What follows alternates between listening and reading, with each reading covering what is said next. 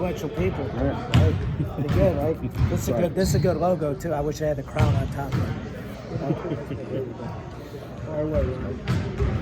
Go ahead, Jerry. Age before beauty. All right. If you're curious, you were rough with the guys last week, and you talked about it publicly. You have a lot of guys who've been with you for multiple years.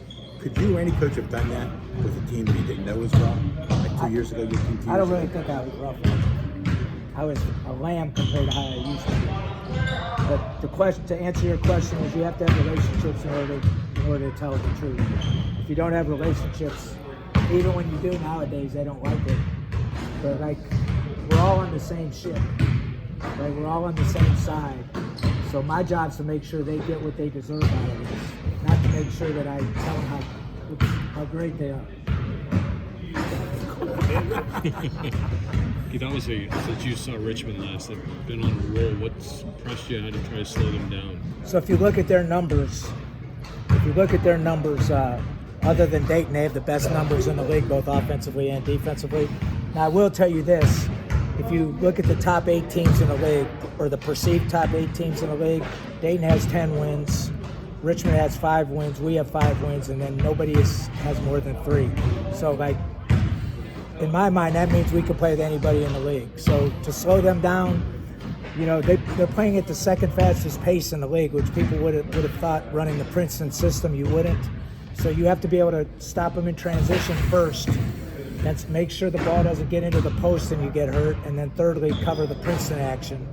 And then you figure they can pass it and shoot it at 4 spots, right? Which puts a lot of pressure on you defensively. So that's the biggest challenge, is they have the capability, like Dave, to go bang, bang, bang and win the game. How would you characterize what Bailey's brought to the team this year? Well, I mean, he's a key guy. He brings work ethic every day. The guys like him. I think, you know, usually when you get a 1-year free agent, it's a hard blend. But he's been good. I think, you know, the biggest thing I can tell you is his relationship with Mike Hughes is a big deal. And then his ability to come off the bench has really helped us. And even rally himself. He shot a 7-foot air ball free throw, made the next free throw, and then made a 3 when it mattered. But, you know, without all our guys, we wouldn't be as good as we are. You've talked about, you know, being hard on him sometimes, and have you seen him kind of progress recently with that mental toughness? I thought he played really good, and then he got sick, and he wasn't worth a damn. You know, when he was sick the one game, and then last game I thought, you know, he made some plays when Mike fouled out that really mattered. So, you know, it's a fine line. Remember I told you I had to be nice to Marcus because I was hard. You know, I was too hard, and he was struggling. Well, I'm hard again. You know, because we need him to play at the highest level if we're going to win the tournament, and that's really what we want to do. We don't want little prizes, we want big prizes. So leading into that, do you tell them about the importance of a 4 seed and getting in that top 4? So I try not to ever put too much emphasis on one game or too much pressure on anybody. So my feeling is whether we get the 4th seed, the 5th seed, the 6th seed, none of that really matters if we play a couple, 3-4 good games. Obviously it's easier, you know, but there's some disadvantages too, because you have to sit around for 6-7 days, you know, which isn't really my cup of tea either. So we'll play with whatever seed we have, with whoever we play, and try to play our best basketball when it matters. So I feel like we're playing better. Have you had any conversations with some of the other coaches in the league about maybe what might happen next year with the whole tie-breaking system? Does a conversation need to be had there, given the importance of a 4 versus 5 scenario? I haven't had any conversations, but I will bring it up at the league meetings because regardless of who it is, it's really not fair.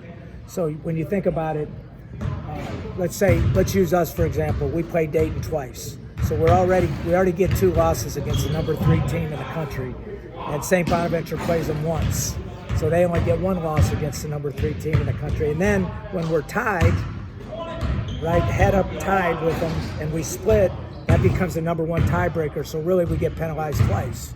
And if it was reversed, I'd say it wasn't fair. But I don't care. There's nothing I could do. That's the rule. So we'll play with whatever seed we have. But I think in the future they should fix that. Your team make a little different. You've mentioned a few times that every team across the country is strong, you know, in the paint, or the depth in the paint. Does that make it a little difficult to prepare for because you have so much strength down low? Well, I think what it does is it allows you to play with anybody in the country.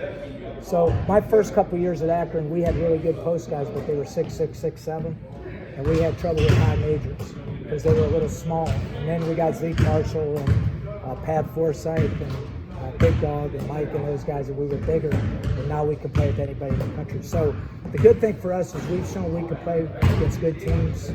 So if we can get into the NCAA tournament and we get the right draw, like we could be problems for somebody because we're big and strong enough to handle it. Keith, you mentioned earlier that you're playing better. Why? Why do you think that is? Well, I think that the season is long. And, especially under our circumstances, you're going to have some peaks and valleys emotionally. I think the other thing is I think we're like 260th or 255 on at least experience. So we're still developing as a mature team. Are we mature enough to win big games? Are we mature enough to stay emotionally steady? I think that's probably been the biggest challenge. It's just trying to be mature every day. It's a fine line. You have to be emotional and you have to love it, but you also have to be pretty even-keeled as well. One of those guys that's been really emotional, especially in the last game, Tavian. It seemed like when he was hitting shots, he's talking to the crowd. He kind of gives you that juice off the bench. What can you just say about him? Well, I think the thing he has to work on, which I was pleased with the last game, is when he doesn't make early. He has to be able to rally himself. He's had a tendency when things don't go well to have trouble. But the last game, he didn't make any threes the first half, and he made 5 in the second and overtime. So everybody can change. Like 28-year-old NBA guys can get better, both physically and mentally. You just have to choose to get better. You have to deposit. So that might mean watching film. It might mean rehab. It might be prehab. It might be mental toughness. It might be eating better. It might be going to sleep at night. Everybody can get better, including the 61-year-old coach. If I don't get sleep, I can't do a good job. Do you think some of the, speaking of playing better at the right time, do you think some of the early bumps, the game of Rhode Island, like some of those tougher losses kind of helped with this, I guess, growth? Well, I think, that's a good question. I think anytime you get hit in the mouth, you can react 2 different ways, right? You can put the white flag up and continue to get hit in the mouth, or you can get up off the mat and fight and swing and duck and keep taking body blows. And so our team has shown that when our back's against the wall, we're pretty good. We played a really good first half at Rhode Island, then fell apart. And then UMass, everybody thought UMass stunk, but UMass doesn't stink. So it was a tough trip because we were out a week. Again, I don't want to make any excuses, but the one thing we've learned with this group, and every group's a little different, is we want to get in late, spend as much time at home as we can and then go. With some of my other teams, the earlier we got there, the better. But this group hasn't shown when we're there early, it's very good for us. When you talk about the grind and the uniqueness of the season with playing at different home venues, is there a sense of relief that that's now behind you, number one? And how did at all that help shape this team as you reflect on it? Well, I think, if first let me digress from that and say we have more neutral and road wins than most of the teams in the country, right? And if you really count the home games, we certainly have more neutral wins than anybody in the country because sometimes the other teams practice more there than we do, right? Because we try to stay in our whole same routine. But the good thing is it has allowed us to hold ourselves accountable, not make any excuses, and just roll with the flow. And, it'd be easy to say, well, because of this or because of that, we should have been this or this is too hard. But our guys have never done that. And I give them a lot of credit because it is hard. It's difficult, and as the year goes, it's even harder because it's a long year and it cuts into your rest and your routine.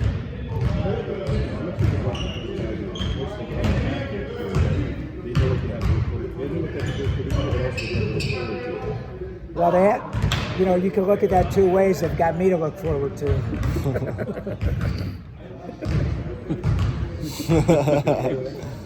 This guy's been with me 4 years and he still can't stand it, right? He still can't stand it. Hey, but the good thing about him is he's a lot like me. He says whatever the hell's on his mind whenever he wants. And we both have to watch out or we'll get thrown out of games, right? We've both been there. When a guy like LeBron describes you as raw and real, why do you think that describes you, and why do you think that's helped you over the years being that way? Well, I think when LeBron does that, he helps me, because then these guys realize I treated him the same way. Carl Thomas, Charles Thomas, Steve McNeese, I treated them the same way. And I probably was extra hard on Bron because I knew he was a first-round draft pick, and I knew the only way he wasn't going to get paid a lot of money was if he flushed it down the toilet. So when you feel that kind of pressure, and I think he realizes that that's why I was so hard, because I knew what I had, and I give him a lot of credit though. Like, when he tweets something like that, you don't realize the impact it has on Duquesne's basketball program, right? Like, recruits read those tweets too, so, he doesn't need me anymore, that's for sure, right? But he's an old school, committed, loyal person that appreciates people that have helped him, and there's not many of those anymore. Your staff, you coached with those guys before. Some of those guys played for you too? Our staff? Yeah. All of them played for me other than Ashley Gibbs, who, came late. McNeese, the Thomas twins, Rick McFadden, Terry Wygand. I've known 3 of them for over 35 years. So, what's that? And then probably when I'm about 85, Mike will be one of my assistants. We'll probably be choking each other on the sideline. That's the stability working. I mean, that helps. It helps because, not only are they coaching staff members, they're my best friends. So, they can tell me my breath stinks. They can tell me, look, I'm messing something up, and I really don't take it personally because we're family. Charles used to live with me, and I had Terry when I was 25. So, I've known a lot of these guys longer than I've known my wife. So it means a lot. I think Notre Dame and us are the only staff in the country. Yeah, so. Good?